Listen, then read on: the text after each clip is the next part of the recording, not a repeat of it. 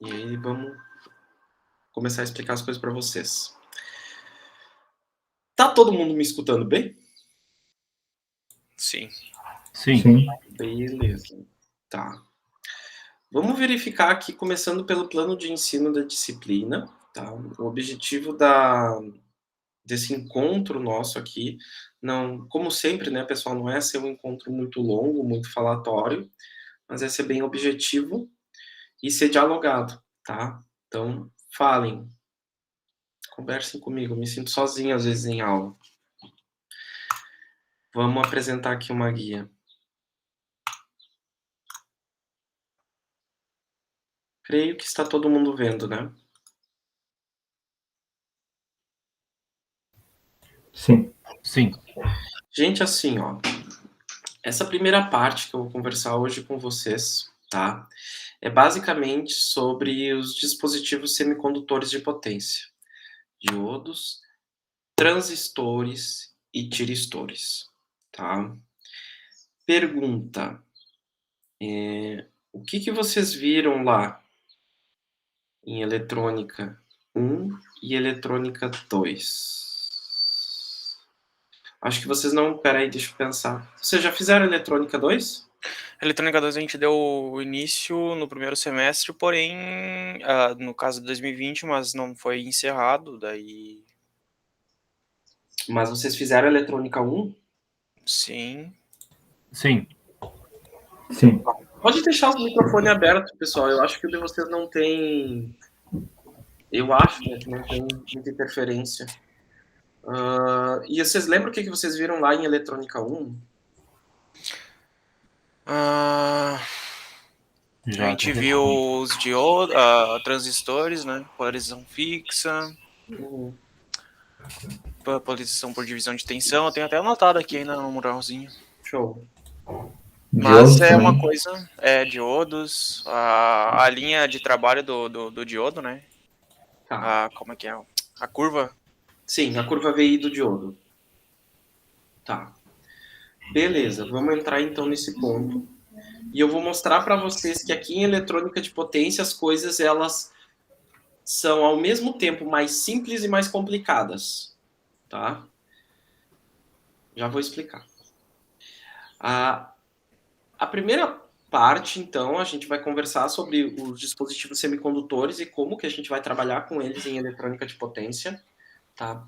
E a segunda parte do conteúdo, a gente vai ver os conversores CACC. Eletrônica de potência, gente, é uma disciplina basicamente que vai tratar da conversão da energia elétrica, tá? Vocês têm ali, por exemplo, a corrente alternada, que vocês já conhecem, que trabalha na casa de vocês, e aí vocês às vezes precisam, por exemplo, passar ela para uma corrente contínua. Por quê? Porque vocês têm que carregar o celular de vocês, porque vocês têm que carregar o notebook de vocês, porque vocês têm que fazer, sei lá, qualquer coisa que vocês precisem de uma forma de onda que não mude a sua polarização, tá? Opa, que ficou ruim.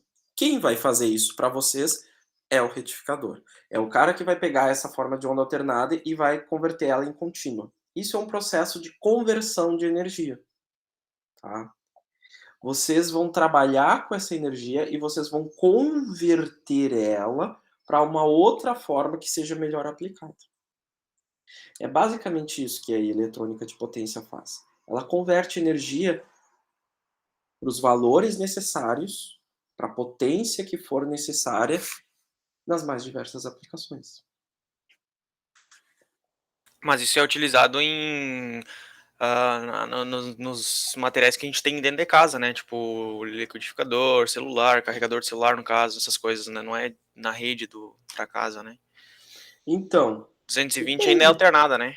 Depende muito. A eletrônica de potência ela está presente desde as mínimas potências, Gui, até potências elevadíssimas. Por exemplo, a linha de transmissão CC que a gente tem saindo de Itaipu. Quem é que faz esse serviço? Eletrônica de potência. Tu tem um conjunto de retificadores lá, claro, são retificadores bem mais complexos do que nós vamos abordar, são retificadores multipulsos, 12, 18 pulsos, não lembro agora direito quantos pulsos são. É até bem interessante o estudo dessa parte. E ele faz essa conversão. Dentro do veículo elétrico, tu tem a energia das baterias, que está numa forma CC, e tu tem que converter ela para uma determinada potência ser entrega nos seus motores. É a eletrônica de potência que vai fazer isso também. Então, toda a parte que envolve essa conversão da energia elétrica é a eletrônica de potência que tem feito atualmente. Sempre foi? Não. Sempre é? Não também. Pense aqui comigo, vocês conhecem uma máquina que faça conversão de energia e que não use eletrônica?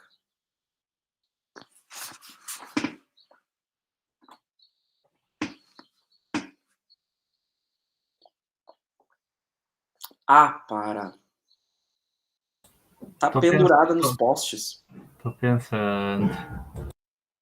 Peraí, como é que é a pergunta? Uma máquina que faça conversão de energia, mas que não utilize eletrônica de potência para isso. Transformador? Claro, perfeito. Exatamente. O transformador é uma máquina elétrica que o principal intuito dele é converter energia. Ele não é como um retificador que converte de CA para CC. Ele converte o quê? De CA para CA. Parece estranho falar isso. Ele pode mas é o que aumentar ele e fala. diminuir, né? Hã? Ele pode aumentar ou diminuir, né? A tensão. Exatamente. Entendeu? A entrada do transformador vai ser corrente alternada e a saída do transformador vai ser corrente alternada. A diferença é que, às vezes, ele é utilizado para diminuir ou para aumentar a tensão, ou às vezes ele é utilizado simplesmente para isolar dois lados. Quem viveu em cidade pequena, eu lembro que em Juiz tinha muito disso, hoje em dia não tem mais, mas funciona. Tinha aqueles vendedores que passavam vendendo transformador 1 para 1 nas casas. Para que o pessoal utilizava aquilo? Para não tomar choque em máquina de lavar, máquina de lava-jato, sabe? Porque aí quando tu conecta a máquina no secundário do transformador, tu isola ela e tu não levaria mais choque. Não sei se vocês já viram isso. Nunca. Não é da minha época. Muito se fazia isso. Bom, primeira parte, então, a gente vai tratar desses retificadores, tá? Ali a gente vai ver a base do que é o estudo da eletrônica de potência. Hoje em dia, gente, não se estuda eletrônica de potência sem simulação. Tá? Então, a gente vai estar sempre com o nosso simulador do lado, verificando as formas de onda, verificando valores de tensão, de corrente. Vamos usar o simulador para projeto? Não. A ideia do simulador é prover para nós a forma de onda, ajudar a gente a entender o funcionamento do circuito e, a partir disso, nós vamos desenvolver os equacionamentos matemáticos, que aí vão caracterizar o projeto desses nossos conversores.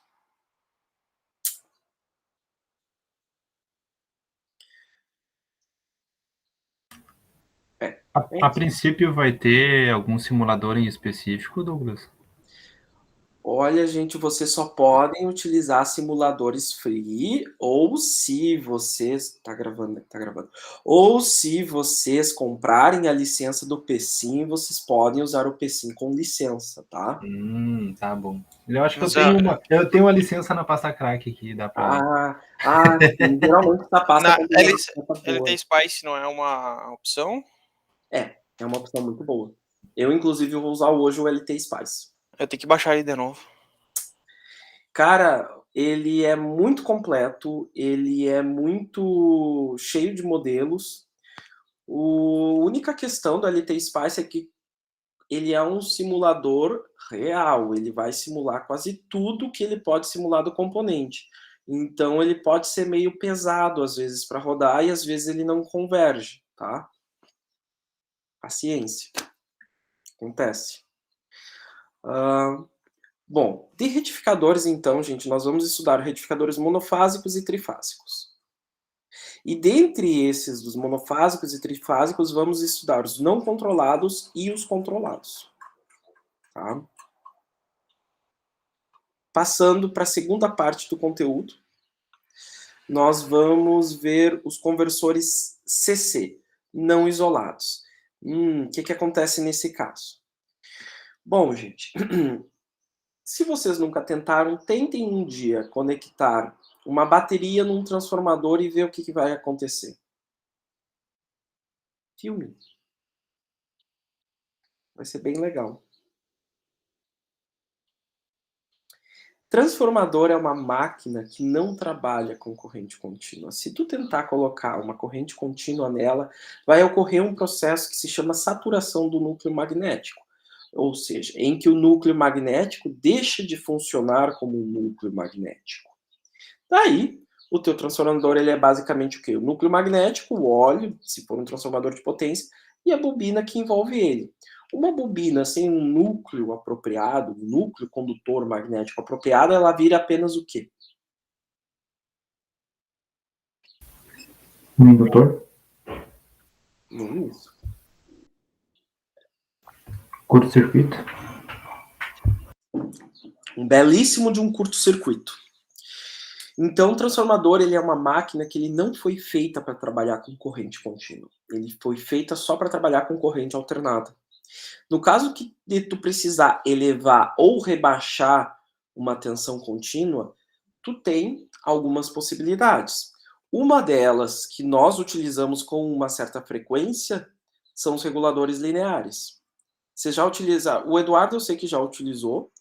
O Guilherme eu não sei se já utilizou regulador linear. Olha, não que eu lembre. Hã? Não que eu lembre. LM 7805, 7812, 7815, alguma coisa assim.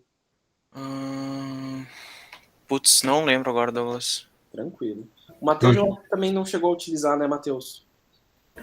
Não. Só uma vez numa aula no Tinkercad com sistema digitais 2.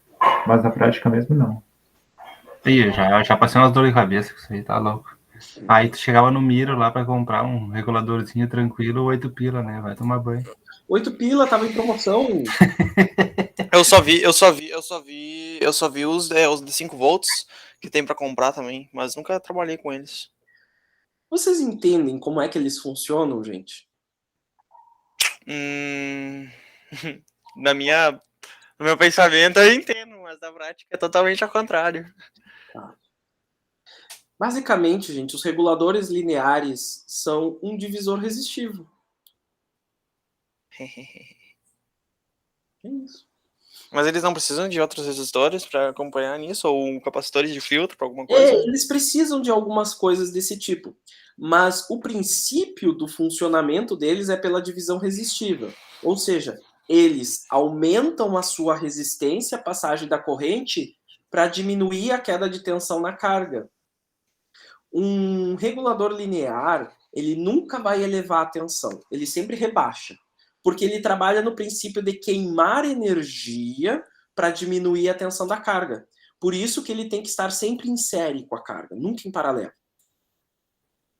Tá? E por isso que a tensão que vocês injetam num regulador linear tem que ser sempre maior do que a tensão que vocês desejam controlar. Então, por exemplo, se eu desejo controlar 12 volts, tu tem que botar no mínimo 15 volts na entrada dele. Tá?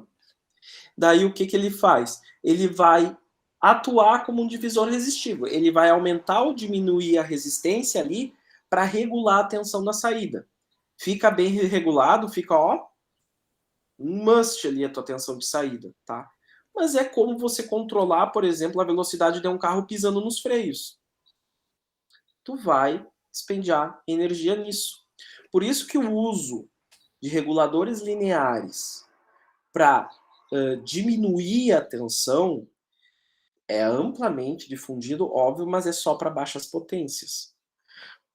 E ainda para baixas potências, a gente às vezes tem que usar um dissipador dissipador enorme para conseguir fazer aquilo funcionar. É só vocês verem as fontes de laboratório de vocês, gente. É tudo regulador linear. A maioria, pelo menos. É tudo regulador linear. Por isso que elas são tão grandes, por isso que tem dissipadores tão grandes, às vezes, na saída delas. Não sei se vocês já repararam isso, mas tem. Tá? Agora, Aqui em eletrônica de potência, a gente não vai queimar energia. Eletrônica de potência, gente, é eficiência. Aqui a gente vai utilizar um método comutado para elevar ou para diminuir a tensão. Baseado numa chave que fica abrindo e fechando 20 mil vezes, 50 mil vezes, 100 mil vezes, 1 milhão de vezes por segundo, nós conseguimos elevar ou rebaixar a tensão. Parece louco? É porque é bem louco mesmo. Tá? Quando a gente começa a estudar isso e a gente começa a entender como funcionam esses circuitos, dá aquele estalo assim, meu Deus, eu nunca imaginei que isso seria possível. Tá? É uma parte bem legal, inclusive, quando a gente começa a estudar conversores CCCC. E aí tem conversor CCCC para tudo. Tem conversor rebaixador, tem conversor elevador, tem conversor rebaixador e elevador. Tem conversores que rebaixam e elevam com características de fonte de tensão, com características de fonte de corrente, enfim. Tá? Tem uma infinidade de conversores, alguns mais específicos para algumas aplicações que outros, outros mais universais, como o conversor Buck, como o conversor Boost. Tá? Por fim, porém não menos importante, inclusive uma das partes mais importantes, nós vamos estudar os conversores isolados, ou seja, aqueles conversores que conseguem isolar eletricamente um lado secundário de um lado primário. Como que eles fazem isso? Utilizando o transformador. Ué, mas transformador não trabalhava só com corrente alternada? Trabalha. Mas a gente vai dar um jeitinho aqui para fazer com que eles consigam trabalhar com uma fonte CC na entrada. Vamos ferir alguma lei ali, Maxwell vai se revirar no túmulo? Não, tá? A gente simplesmente vai estudar quais são as circuitarias que são elaboradas com esse fim, tá? Tá entendido, pessoal? Sim. Vamos nessa. Então, beleza. Vamos talvez ver um pouquinho de retroalimentação de conversores, tá? Mas vai ser algo talvez mais por simulações, ok? Assim, gente, aqui da bibliografia, um dos melhores livros, e não à toa que ele está aqui em primeiro, é o do Daniel Hart. Eu acho que é Daniel Hart. Hart seria H-E, não sei. Enfim. Do Daniel, que é o Eletrônica de Potência, Análise e Projetos de Circuitos. Sinceramente, é um dos livros mais completos que eu vejo assim, didaticamente acessível, muito bom, muito bem escrito, tá? Inclusive, se eu não me engano, foi dele que eu peguei a primeira referência. Fundamentals of Power Electronics, do Erickson, é um livro muito teórico, mas assim, ó, extremamente preciso. É uma leitura boa, eu pelo menos eu considero, e é muito bem organizado também. E por fim, gente, a Bíblia de quem estuda eletrônica de potência é o Principles of Power Electronics, do Kassakian e do Verghese. Tá? Esse livro aqui já é um pouquinho mais difícil da gente conseguir ali na biblioteca, mas talvez vocês consigam comprar em sites na internet. Sabe, eles vendem bastante esses e-books por aí. Tal. Procurem ali, sei lá, Principles of Power Electronics, Free PDF, tem um monte que vende esses Free PDF. Fique bem à vontade aí, tá, gente? E é isso do conteúdo programático. O método de aulas, gente, vai ser a mesma coisa que eu trabalhei lá em microcontroladores, tá? Ali tá errado, só na primeira aula não é índices de desempenho, é semicondutores, depois eu arrumo isso. Mas, basicamente, eu libero material no começo da semana, vocês têm um espaço de quinta para estudarem, o estudo de vocês é bem importante, e aí sexta-feira, no caso hoje, a gente se reúne, conversa sobre o conteúdo, tira dúvidas, fazemos algumas simulações, tentamos fazer alguma coisa junto, tá? Mas o grosso do conteúdo é sempre o aluno que tem que desenvolver, tá? Eu li e não entendi, professor. Tudo bem, ótimo. É parte do processo de ensino. Anotem suas dúvidas. E vamos tirar elas em aula. O que eu quero é que vocês cheguem em sala de aula, que vocês cheguem aqui no nosso encontro com essas dúvidas. Tá? Daí, como é que vai funcionar a avaliação da disciplina, gente? Eu pensei da seguinte forma, tá? Queria ver isso com vocês. Trabalho e prova. O que vocês acham? Sei lá, nós podíamos fazer uma reunião de quinta-feira, conversar sobre o assunto e daí tu avalia a partir da conversa. Oh. Deu mais fácil. Não quer nada, né, cara? Olha, eu ainda não cheguei nesse nível de pedagogo. Pior que tem pedagogas que conseguem fazer isso. Graças a Deus. Eu não cheguei nesse nível de conseguir fazer avaliação assim ainda. Eu acho que seguindo aquele mesmo roteiro que a gente teve em micro ali, Douglas, de fazer os trabalhos e prova, tá tranquilo. Só assim, ó, eu peço que se tu não passar um conteúdo em aula que a gente não viu, tu não coloque em prova, por gentileza. Eu nunca Tô brincando. coloquei conteúdo que eu não passei em aula em prova. Talvez algumas coisas vocês tinham que procurar por conta, mas não que vocês ficassem impossibilitados de fazer. Nunca. Não faço isso. Mas assim, ó, gente. Em microcontroladores, a gente fez pelo método teste-prova, tá?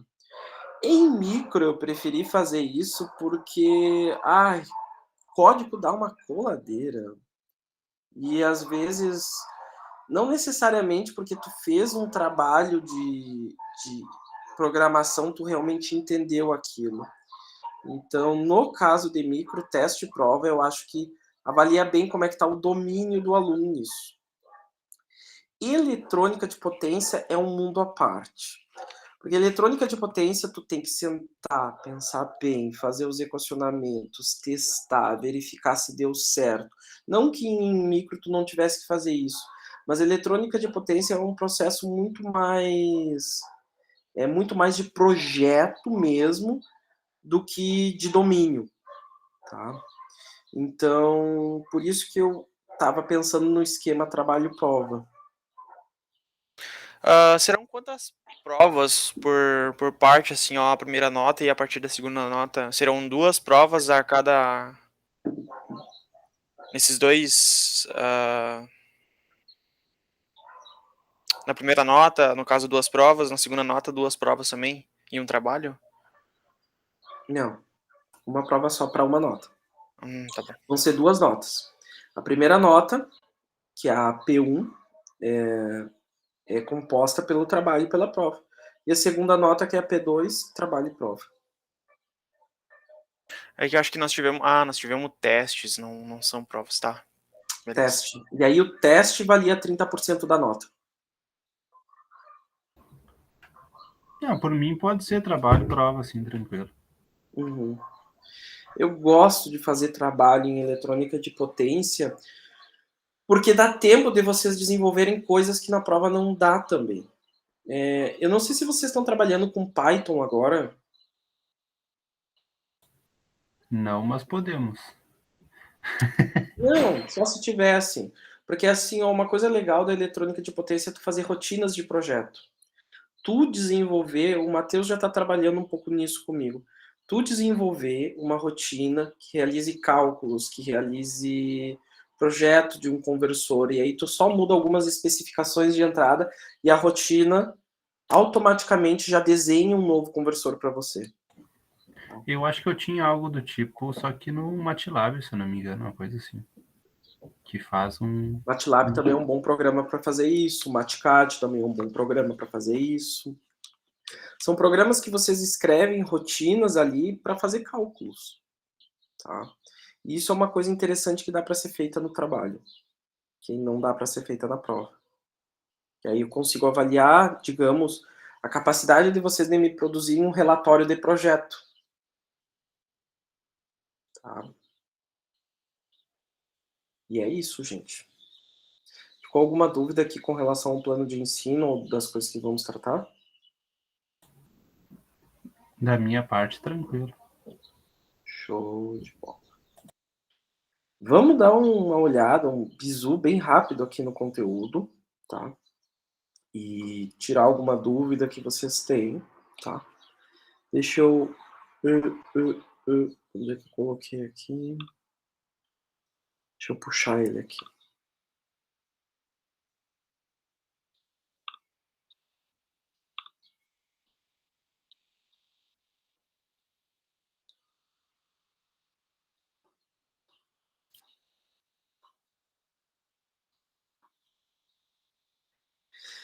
Então, gente, basicamente, nós vamos trabalhar com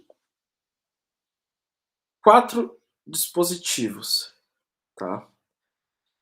Diodo, BJT, transistores, e eu esqueci de colocar aqui na introdução os tiristores, tá?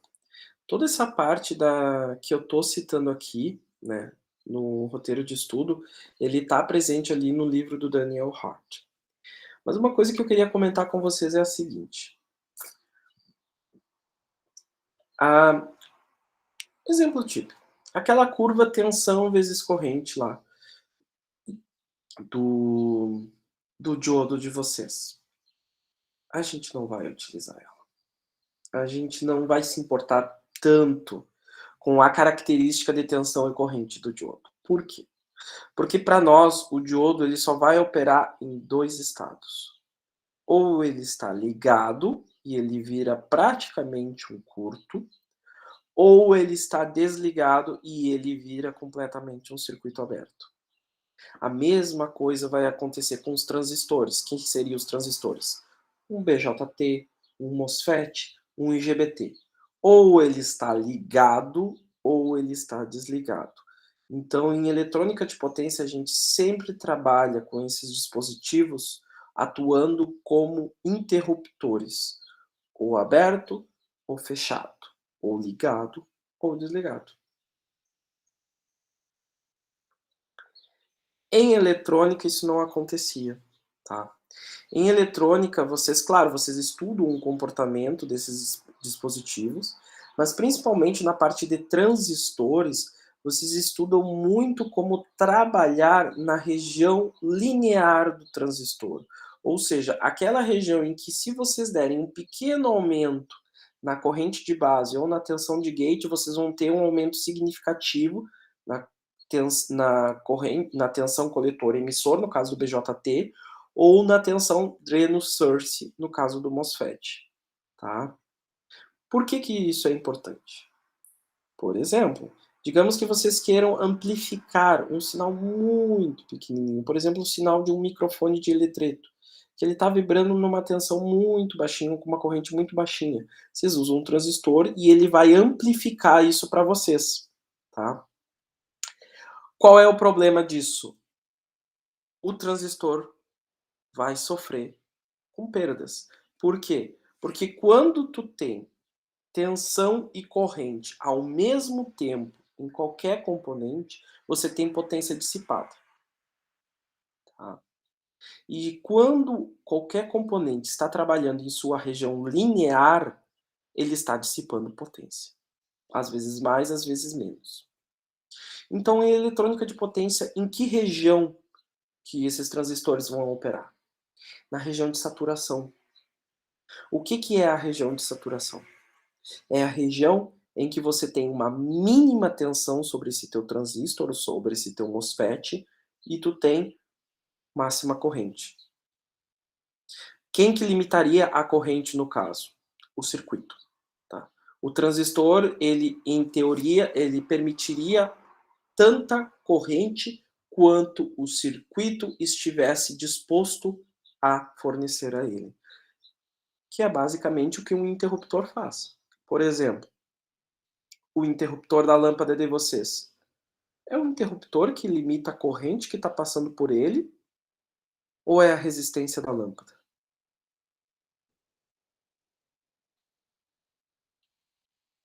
É a resistência da lâmpada. É ela que vai determinar quanta corrente vai passar por esse interruptor. Tá? A mesma coisa vai ser nos casos dos nossos interruptores, nos nossos transistores. Eles vão atuar como se fossem chaves. Quando eles estão ligados, Eles vão deixar passar a corrente que for.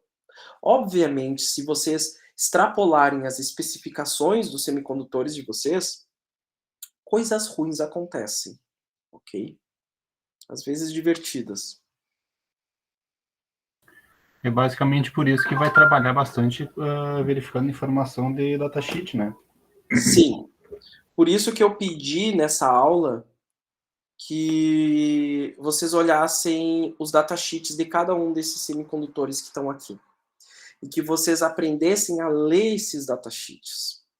Porque isso é muito importante para quem está trabalhando com eletrônica de potência. É a escolha do semicondutor certo para o nível de potência ou para a aplicação que a gente vai trabalhar.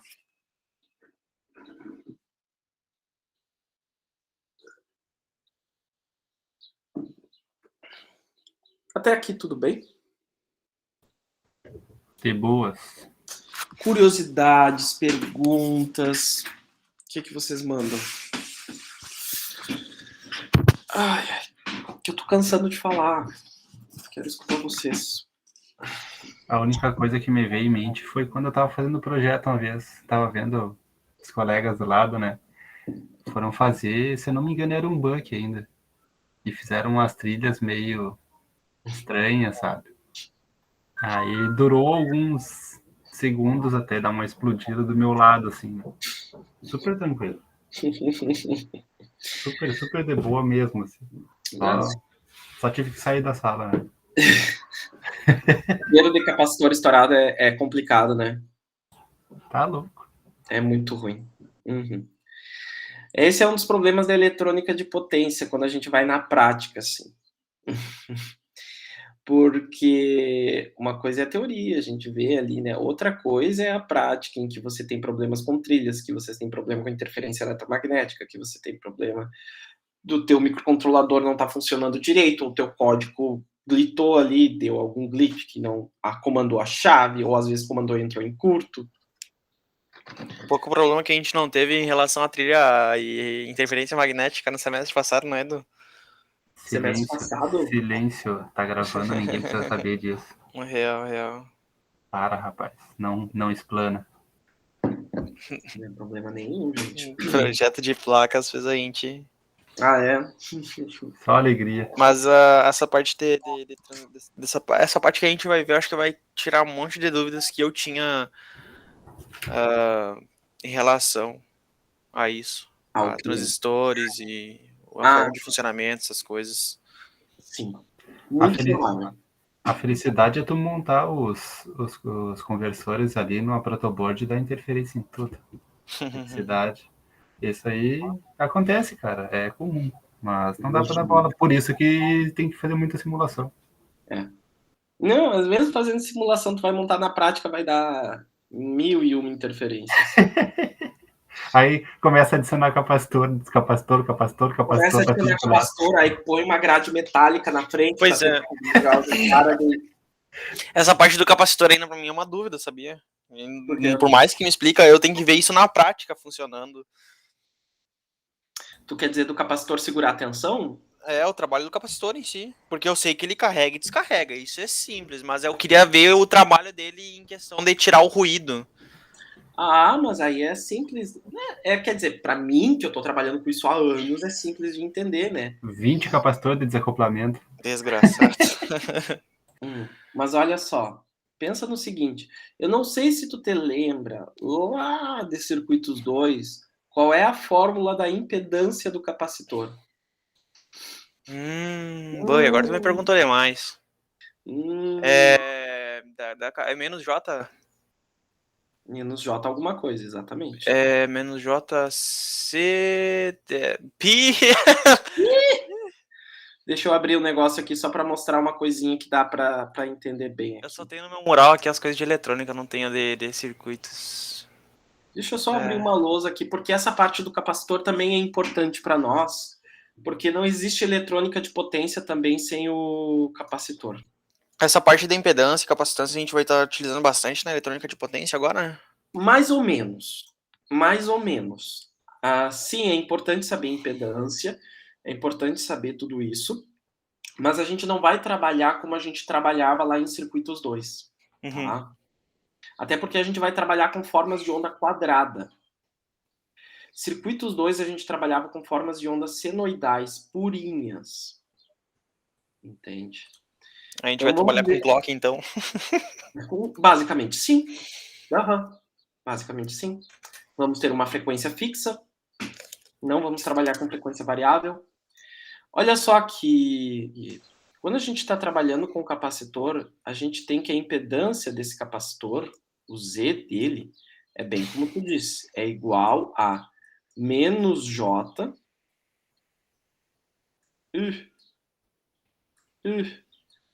1 sobre ômega Isso, ômega. T, tá? Olha só o Bota que um tracinho nesse T, porque isso daí pra mim é. Ah, ômega C ou ômega T? ômega C Ah, aqui. tá. Entendi. Ômega C, ômega T. Que ômega T, ômega C. Tá falando. Olha Ômega só 3. o que acontece. Vamos pensar junto aqui. O ômega, ele é igual ao quê? Ixi, 2π. Não, 2π vezes a frequência. 2πf. 2πf. Perfeito, é isso aí. 2π vezes a frequência. Perfeito. Bom, geralmente, um capacitor, ele está conectado dessa forma aqui, ó. Quando a gente quer fazer um filtro de ruídos, tá? Eu vou ter aqui, vejamos, eu vou ter aqui um circuito que eu estou querendo proteger contra ruídos, tá? Eu vou dizer que isso aqui é um CI.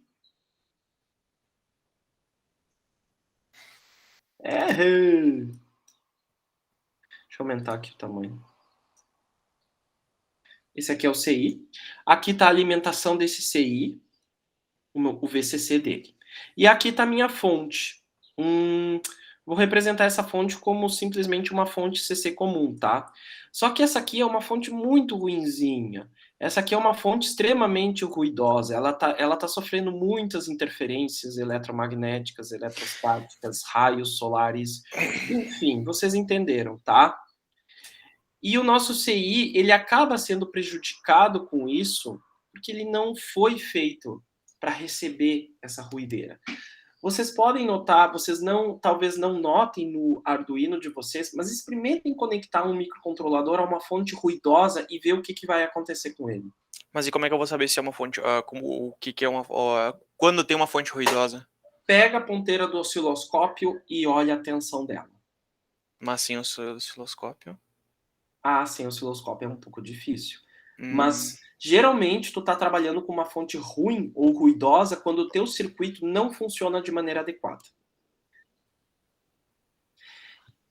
Curiosidade. Vou dar uma curiosidade para vocês. Quando é que vocês lembram da fonte do computador de vocês? Quando faz tlec, tlec, tlec. Ou quando o PC não está funcionando bem. Por exemplo, vocês estão ali jogando o jogo de vocês. O jogo tá cheio de lag, tá? Qual é o problema? A internet. Vocês se lembram da internet. Vocês estão jogando o jogo de vocês e o FPS diminuiu. Qual é o problema? Processador, memória RAM, placa de vídeo. Vocês que me digam. Vocês sabem citar quais componentes que estão dando problema. Agora, e quando a fonte do computador dá problema? O que dá de errado no computador? Não liga.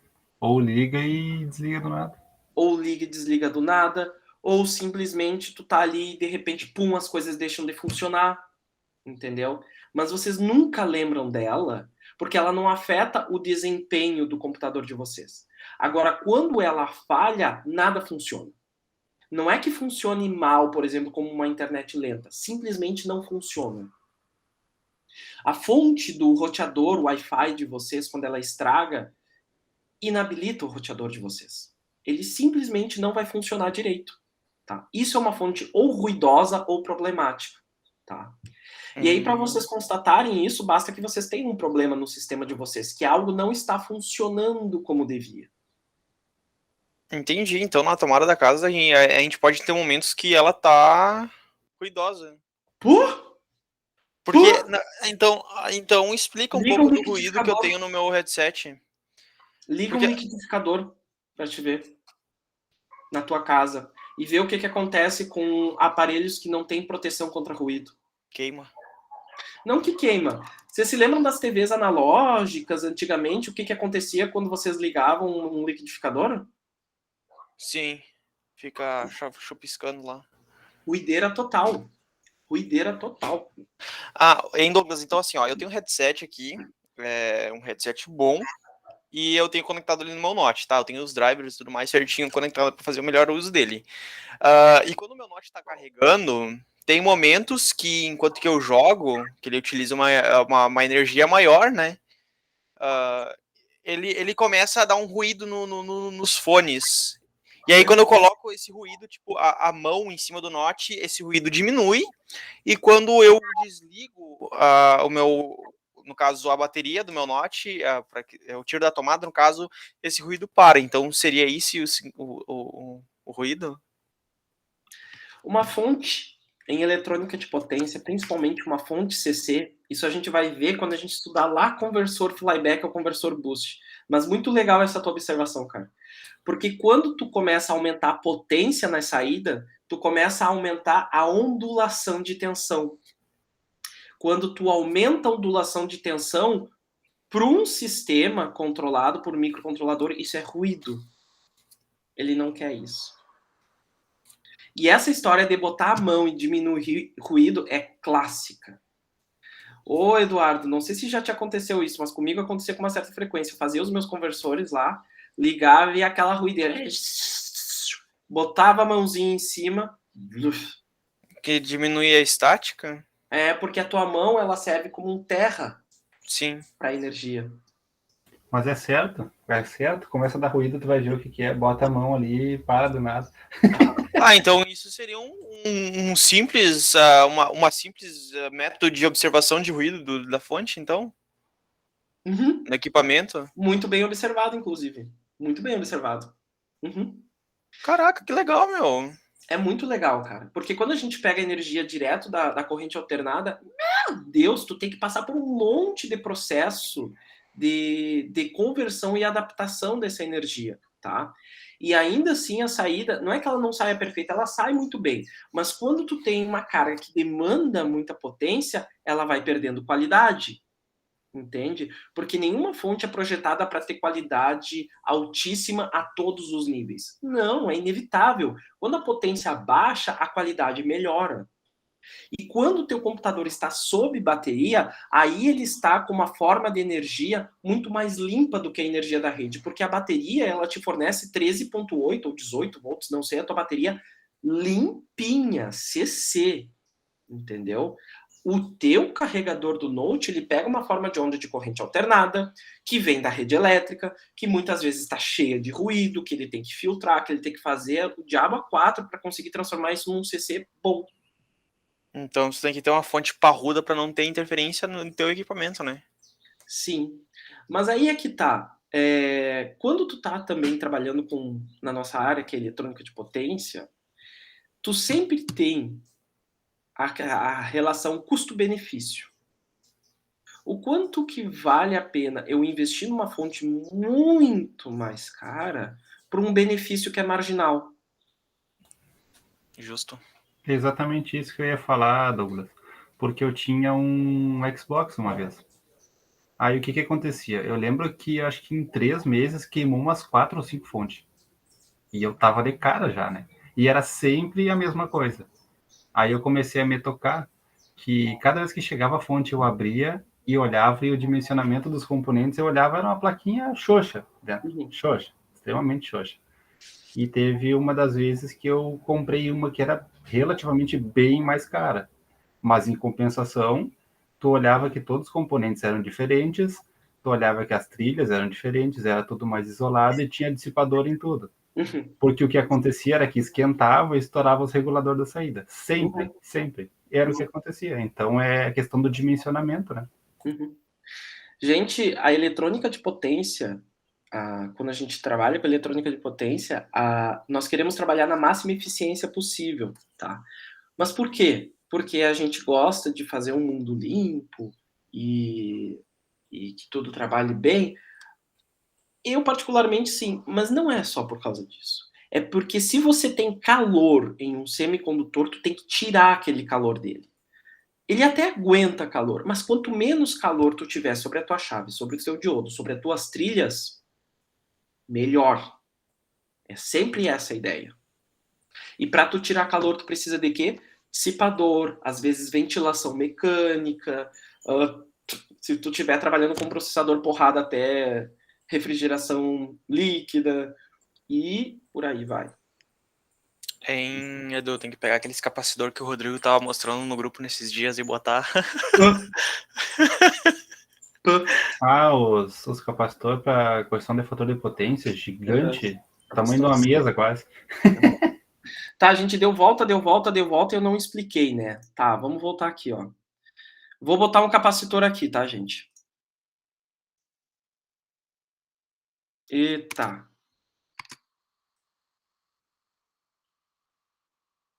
Nossa, dizer que o cara não consegue fazer um desenho de um capacitor. Vem aqui e vem aqui. Eu pergunto a vocês.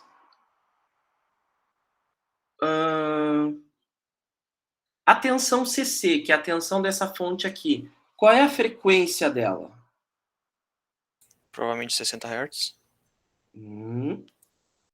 A CC. A CC é a contínua. É 120? É zero. Não dobra. É zero. 120 é uma forma de onda senoidal que faz assim, que alterna entre positivo e negativo. Sempre que eu estou falando em frequência, eu estou falando de uma forma de onda de tensão ou de corrente que alterna entre valores positivos e negativos. No caso da nossa fonte ali, ela não alterna entre valores positivos e negativos. O principal dela é CC, tá? O CC, ele tem uma frequência zero. Zero. Se eu tenho uma frequência zero, qual é a impedância do capacitor por uma frequência zero?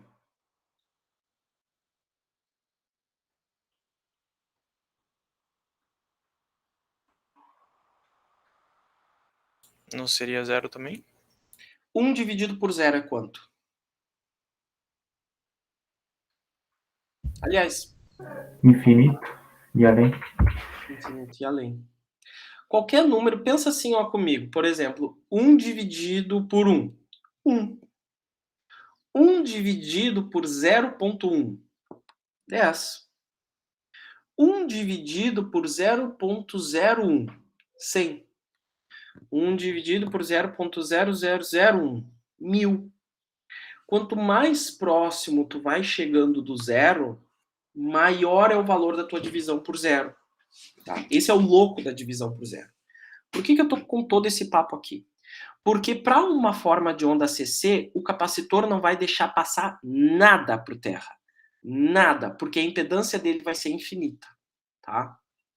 Agora, conforme essa frequência aqui for aumentando, digamos que eu estou aumentando esse valor que ele está sendo dividido aqui, a impedância do capacitor diminui. O que é a impedância? Tirando a parte de imaginário real, gente, o que é impedância? É a oposição à passagem de algo. Quanto menor for a impedância, mais ele vai deixar passar. Tá? Então, por exemplo, se essa fonte ela tiver uma componente CC, essa componente, o capacitor, não deixa passar. Ele não permite que seja passado para o terra. Agora, se ela tiver uma componente ruidosa, de alta frequência, o capacitor é praticamente um curto para isso. Então, essa componente ruidosa que estava aqui desce pelo capacitor e volta para a fonte. É assim que o capacitor consegue filtrar. Basicamente, tudo essa coisa que está em vermelho, ela quase não chega no CI. Ela vira um curto através do capacitor e volta para cá. Enquanto que a parte CC, que é a parte que eu quero, ela sai limpa daqui e vai direto para o CI.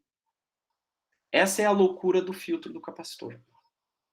Por isso, inclusive, que ele tem que ser colocado do ladinho ali do CI e sempre em paralelo com VCC e GND.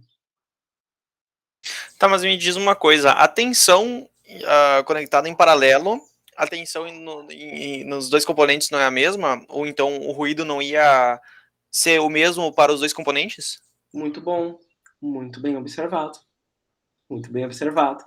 Porque eu sei que a corrente ela se divide, então ali teria chance de diminuir, né? Perfeito, Guilherme, perfeito. Não, muito boa a tua observação, muito boa.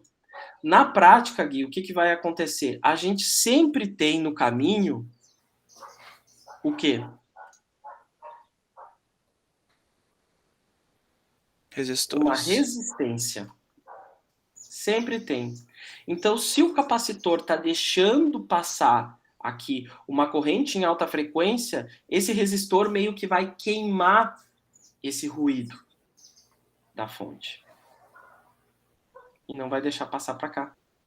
Porque pensa, ó, esse circuito aqui, ele tem um comportamento para frequência zero. Qual é o comportamento dele? O capacitor, ele funciona como se não existisse ali um circuito aberto. Mas para componente de alta frequência, esse capacitor ele funciona como um circuito fechado. Então, a corrente em alta frequência vai passar por aqui, vai ser dissipada e vai voltar para a fonte. Entendeu? Então, ele meio que bloqueia o ruído de passar.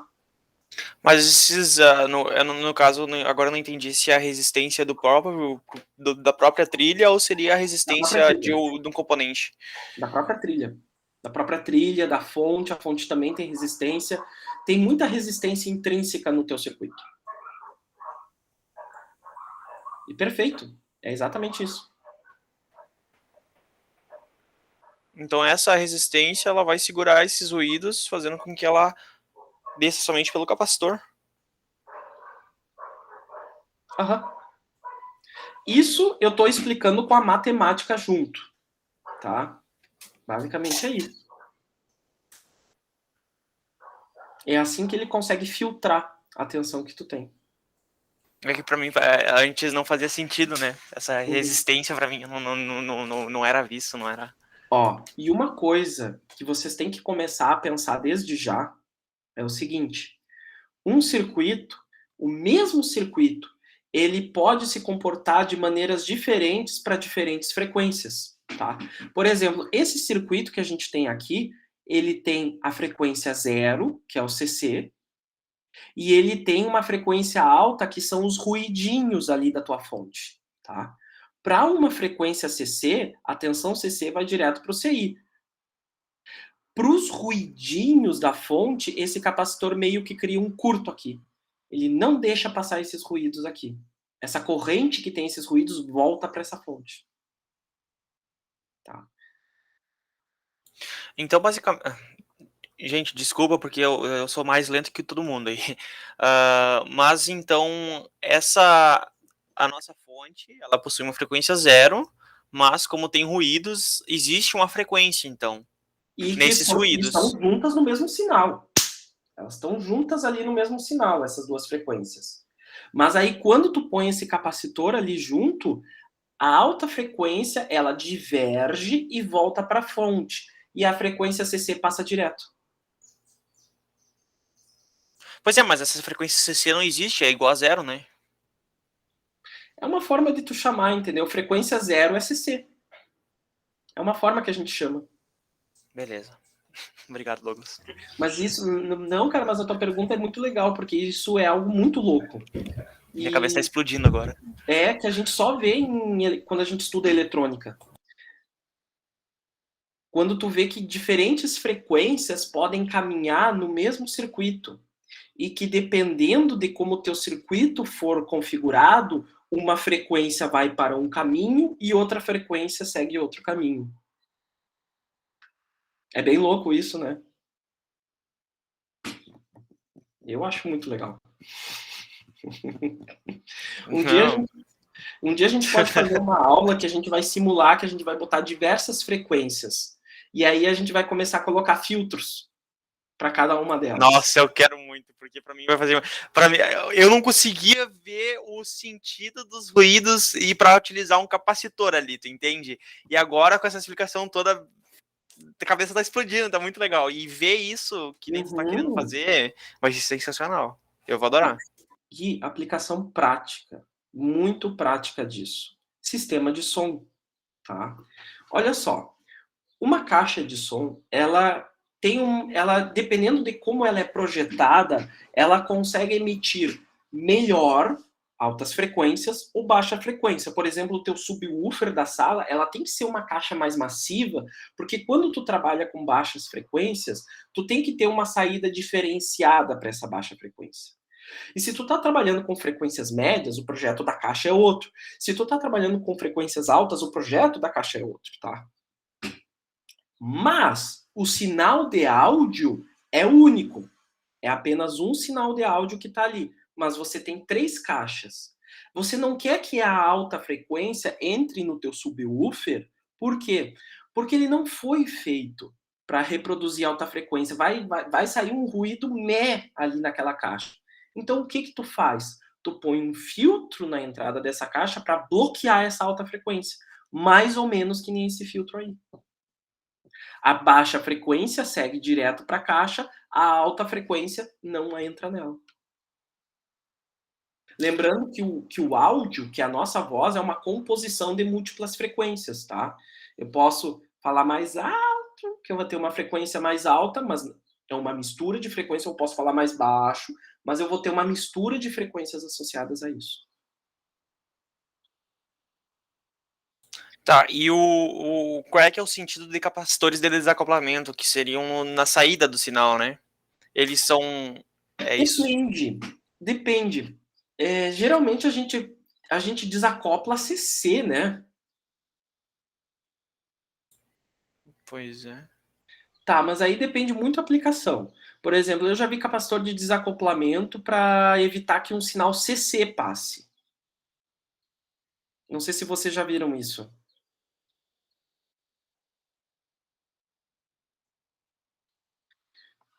Ó, vou te dar a ideia.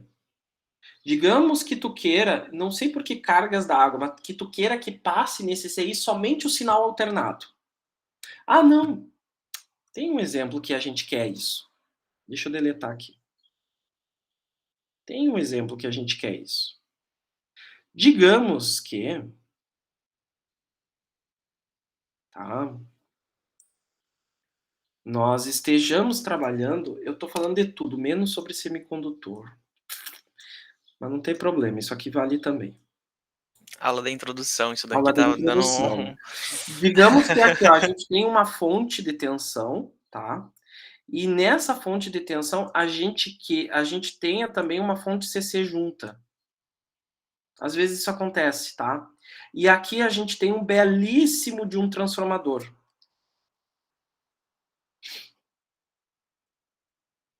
Qual é o problema aqui? Transformadores odeiam CC, tá? Qualquer sinal CC que tu injetar num transformador vai saturar ele e ele vai virar um curto-circuito, ok? E aí vocês vão ter um grandíssimo de um boom. O que geralmente se faz para evitar que um sinal CC passe para o transformador? Pá! Põe um capacitor em série com isso aqui. Por que em série?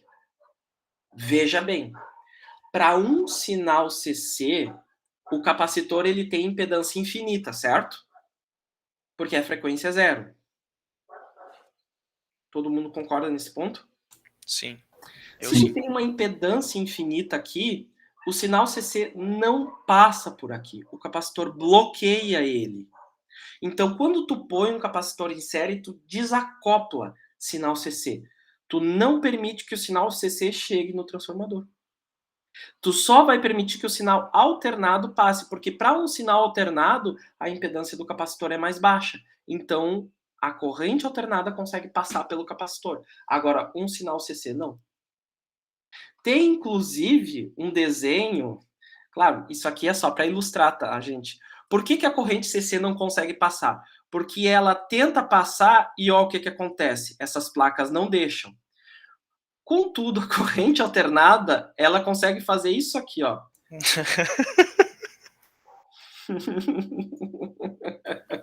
Você puxou agora. Eu vi isso daí já. Eu vi. Mas é super real, pessoal. É super real. Tá? Nesse caso, tu tem duas fontes, uma alternada e uma contínua, né? E provavelmente essas duas têm uma aplicação para cada componente, né? Para cada Eu tô parte do dando circuito, né? só um exemplo, tá? Às vezes, Não, é só para mim. às vezes acontece de tu ter um sinal CC por N motivos, tá? Se tu botar um capacitor de desacoplamento ali, esse sinal CC não passa. Ele bloqueia.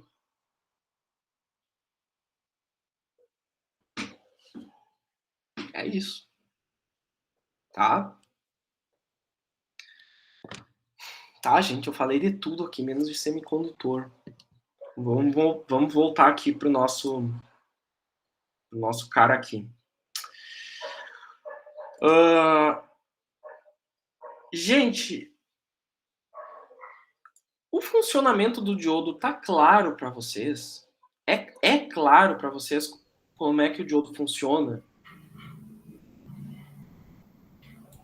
Para mim, sim. Sim.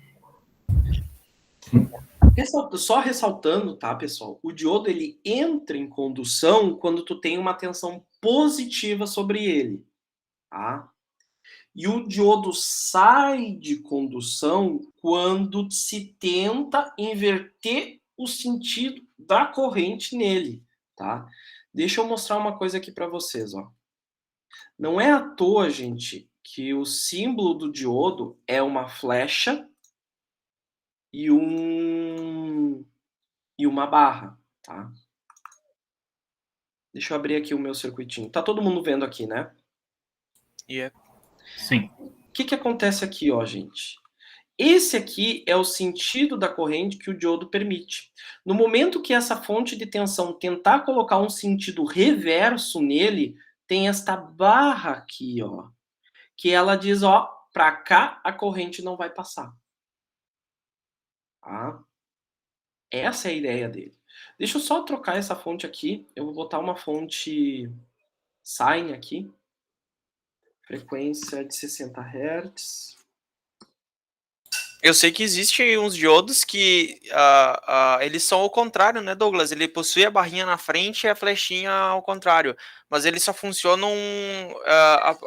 Eles só permitem a passagem da corrente depois de um certo nível, né? Se eu não me engano. Eu acho que eu tô confundindo só. O Zener. No caso, ele permite. Não sei, o Zener é bastante usado em diodos, não é? É em LEDs, né? O Zener? Ou é. Depende. Bom. Depende. O Zener ele é mais utilizado em fonte CC, mas isso eu posso explicar para vocês mais tarde. Mas o Zener ele é mais utilizado em fonte CC mesmo. O Zener vê bastante para regulação também. Regulação. Mas calma que o Zener é um diodo muito louco ainda para eu explicar para vocês, tá? O Zener ele é um diodo que a gente não usa de forma convencional. Qual é a forma de uso convencional do diodo? A gente espera que ele conduza nesse sentido e a gente espera que ele bloqueie no sentido contrário, certo? O Zener não. O Zener é o contrário disso, tá? Mas outra hora eu explico melhor para vocês isso. Vamos colocar uma ponteirinha aqui. Tchum. O que aconteceu aqui, ó, gente? Na minha tensão de saída. Quando a tensão era positiva, eu vou botar a tensão de entrada aqui junto também. Tá? Quando a tensão de entrada é positiva, o diodo deixou essa tensão passar para a saída. E quando a tensão de entrada ficou negativa, a corrente também tentou ficar negativa. Aí o que o diodo fez? Pum! Ele não permitiu a passagem dessa tensão. Tá? Vou chamar a atenção de vocês para um detalhe aqui. O que aconteceu aqui?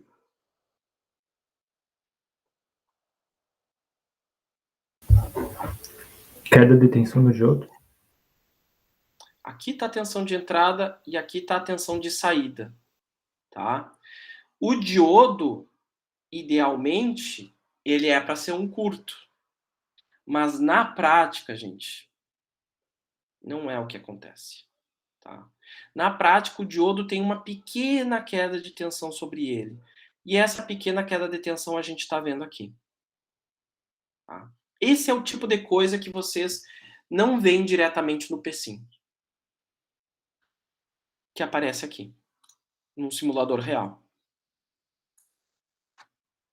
Vamos ver como é que fica a corrente de saída. Ou a corrente de saída mesmo. O problema de misturar gráfico é isso aqui. Ele está trabalhando com escala diferente e fica ruim de ver. Deu. Vamos ver se a gente vai conseguir ver aqui alguma coisa. Acho que com esse diodo não. Qual diodo que eu peguei aqui? Vou pegar um outro diodo aqui. Rectifier, vamos ver. Schottky, Zener, switching. Cara, eu queria o 1N4007. Vocês acreditam que não tem aqui? Diodo mais comumzinho que existe para retificação. Olha quanto diodo Schottky. O que eu quero com diodo Schottky? Vocês viram diodo Schottky? Não. Não? Ih, faz muito tempo.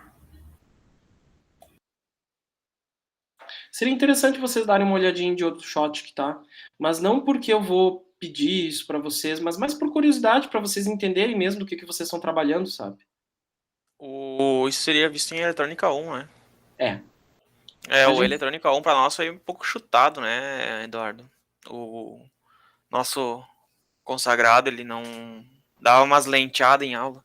Cara, o que eu vou te dizer, né, cara? Não sou a melhor pessoa para te responder isso, mas que... Eu só passei porque eu decorei as fórmulas de cálculos e... Mas, assim, entendimento um pouco do diodo para mim ficou um pouco complexo, sabe? Por isso que eu ia te perguntar agora a diodo retificador. O que seria a retificador do circuito? Retificador é exatamente o que eu estou fazendo aqui. Ó, eu tenho a forma de onda da tensão de entrada. Eu vou apagar aqui, tá?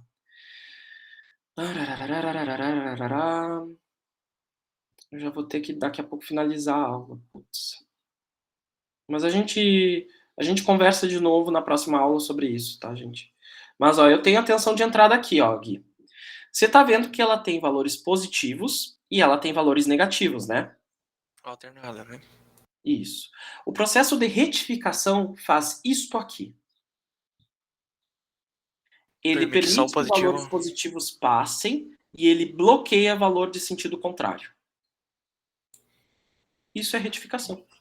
No caso, seria mudar uma corrente alternada para uma corrente contínua? Perfeito. Exatamente isso. Esse é o trabalho do diodo, então?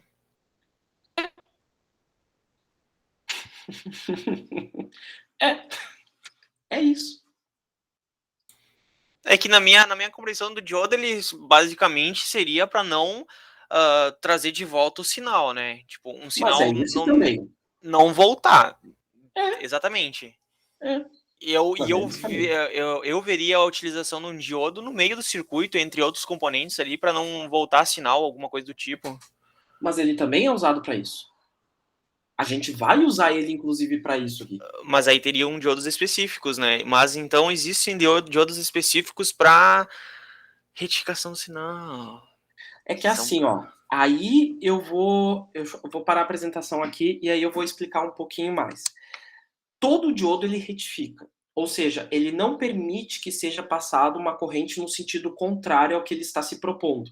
Tá? Bom, então o que são diodos retificadores?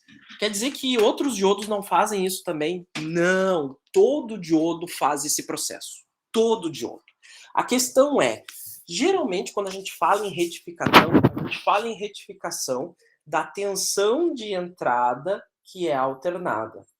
Essa tensão de entrada alternada, ela é de baixa frequência. Ela é de 60 Hz ou de 50 Hz.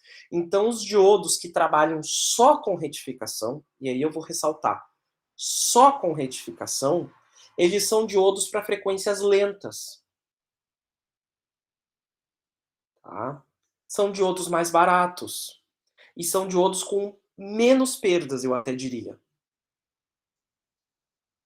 Já os diodos para trabalhar em fontes chaveadas que trabalham com frequências de 20 mil vezes no segundo, 50 mil vezes no segundo, 100 mil vezes no segundo, são diodos que a gente chama de diodos de recuperação rápida. Ou seja, são diodos feitos para trabalharem com altas frequências. Tá entendendo o que eu quero dizer aqui, Gui? Sim. Vou dar um exemplo. Vou dar um exemplo para te entender. Eu vou tirar esse sinal senoidal aqui. Eu vou apresentar de novo aqui a minha tela. Tá? Eu vou tirar esse sinal senoidal daqui e vou colocar um sinal de onda quadrada, tá? Ou não, pode ser senoidal também. Mas eu vou botar um sinal senoidal aqui de alta frequência. Uns 5.000 Hz? Não. Uns 10.000 Hz. Isso. Vou mudar aqui a minha simulação, vou deixar ela bem mais rápida, bem mais curta, e vou melhorar aqui meu passo. E agora meu computador vai gritar.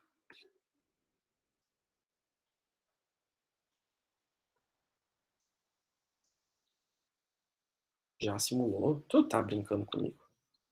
Foi rápido. Vamos ver se vai dar para ver o que eu quero ver. Muito mal. Tem que melhorar aqui o passo da simulação. Foi no 9. Olha a simulação acontecendo em tempo real.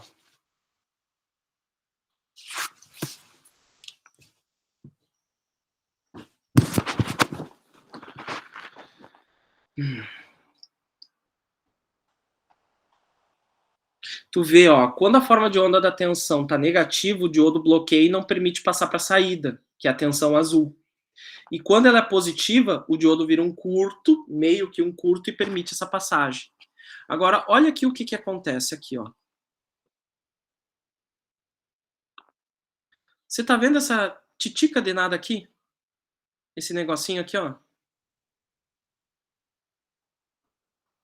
Vou mostrar em outro gráfico ele, que eu acho que fica melhor.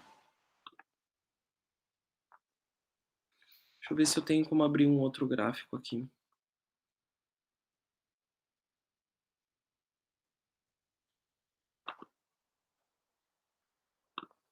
Uhum.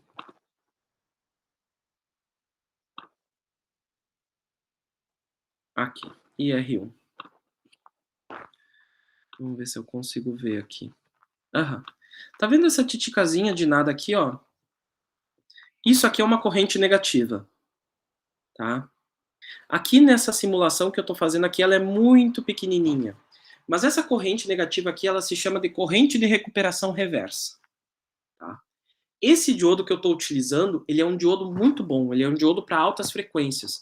Então, tu pode ver que para o nosso sinal, mesmo ele sendo de alta frequência, eu tenho uma corrente de recuperação reversa muito pequenininha. Tá? Vocês estão conseguindo acompanhar aqui? Sim. Beleza. Diodos retificadores, diodos para baixas frequências, tem essa corrente de recuperação reversa maior, e ela demora um tempo muito maior para se recuperar. Então, acaba passando pelo meu diodo uma corrente em um sentido contrário que eu não queria que passasse. Tá? Então, esses diodos retificadores, do tipo retificadores, é um tipo de diodo, tá? Não estou falando do circuito, eu estou falando do tipo de diodo. Eles são circuitos para baixas frequências. Existem os diodos de recuperação rápida, como é o caso deste aqui, que são circuitos mais projetados, são diodos projetados para trabalhar em altas frequências. Tá? E existem também outros tipos de diodo, como por exemplo o diodo Zener. O diodo Zener não é um diodo utilizado para retificação. O diodo Zener tem um outro propósito, muito diferente desse aqui, que a gente não vai abordar nessa aula por enquanto. Se eu não me engano, o diodo Zener, ele é só um... agora eu acho que eu tô lembrando. Ele não é uma chave? Não funciona como uma chave? Assim como um diodo normal. Um diodo normal também funciona como uma chave. Ela está fechada quando a tensão sobre ela é positiva e ela está aberta quando a tensão é negativa, ou quando a corrente tenta fazer um sentido contrário. Tô tentando lutar pra saber o que é o diodo Zener, a função dele, mas não, esquece, vamos vendo futuramente. Esquece o diodo Zener por enquanto, tá? Tá, Esquece todos eles. deixa eu te fazer uma pergunta então, Douglas. Essa corrente de recuperação reversa, o que ela implica? O quê? O que que essa corrente reversa, a corrente de recuperação reversa implicaria ou implica se ela é muito grande? Então, nesse diodo aqui, ela não está atrapalhando, tá? Agora, se a gente colocasse um diodo lento aqui, o nosso circuito ele iria se comportar de uma maneira que a gente não quer. O que, que nós não queremos? Nós não queremos corrente negativa no nosso circuito, de jeito nenhum, entendeu? Se eu tivesse um diodo de recuperação lenta, que eu não sei porque eu não tenho aqui não consegui achar aqui no LT Spice, mas se a gente tem um diodo de recuperação lenta, o nosso circuito ele acaba ficando comprometido. E aí acaba passando corrente no sentido reverso, mais corrente do que a gente queria. E às vezes isso danifica o circuito. Nesse caso, essa corrente de recuperação ali que é muito pequena, então ele seria o diodo estaria segurando, ele não implicaria no nosso circuito. Isso. Mas se fosse uma corrente maior, então, de recuperação ali, ele provavelmente fecharia um ciclo, é como se ele quase completasse um ciclo, podendo afetar, então, Tá, tô começando a... Isso, perfeito. Dá uma lida ali no livro do Daniel Hart sobre essa parte, dá uma pesquisada sobre corrente de recuperação reversa do diodo. Tu não precisa entender os cálculos, tu não precisa entender as entranhas disso. Eu quero que você entenda o quê? Que ela exista, que ela existe, tá? E que às vezes ela pode danificar o nosso circuito. Eu vou tentar aumentar aqui a frequência dessa fonte para 10 vezes mais, 100 kHz, e vamos ver se essa frequência começa a atrapalhar o nosso funcionamento aqui. Ainda não. Mas tu tá percebendo que ela tá ficando mais significativa aqui? Sim. Uhum. Quanto mais eu aumento a frequência, mais a corrente de recuperação reversa começa a ser mais significativa. Ela só seria... ela só implicaria se ela tivesse, tipo, no meio do sinal... Do diodo ali ou pro final? Então, quando ele começa o ciclo? O parâmetro para isso é muito vago, tá, Gui? Mas geralmente a gente tenta conseguir diodos com um tempo de recuperação bem baixos.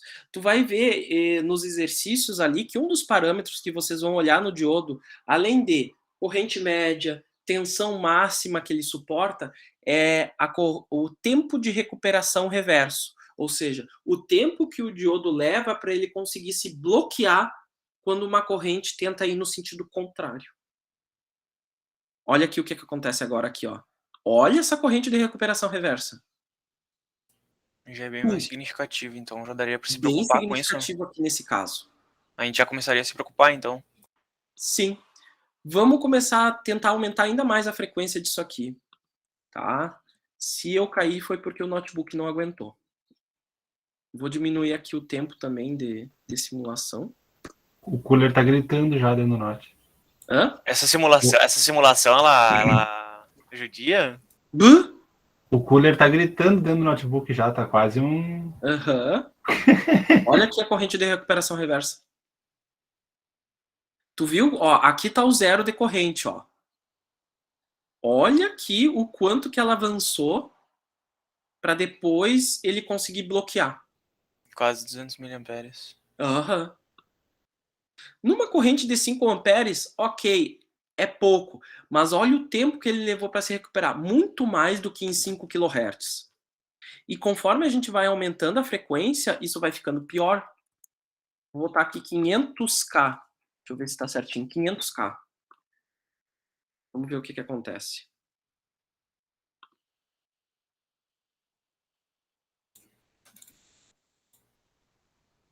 Olha aqui. Tá começando a ficar feio, né? Olha o que acontece aqui na tensão de saída. Eu começo a ter valores negativos de tensão. Tem circuitos que não toleram isso. Tá? Então, pessoal, deixa eu parar o compartilhamento aqui. Eu achei que a aula de hoje ia ser curta e foi bem o contrário. Faltou tempo, tá?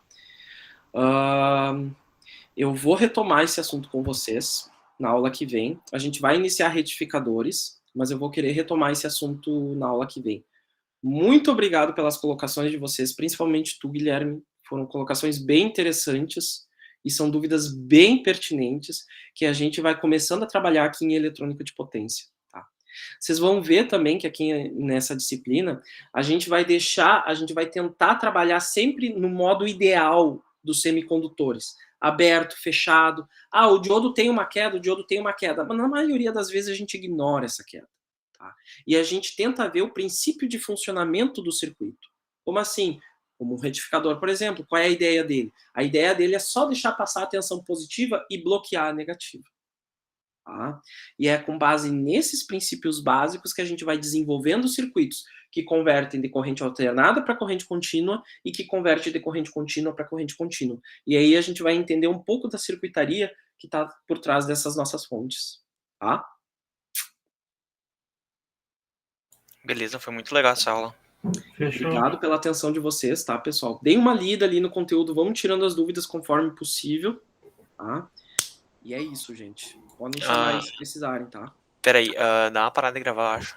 Matheus, assim, é o seguinte, ó, eu tenho TDAH, então eu sou mais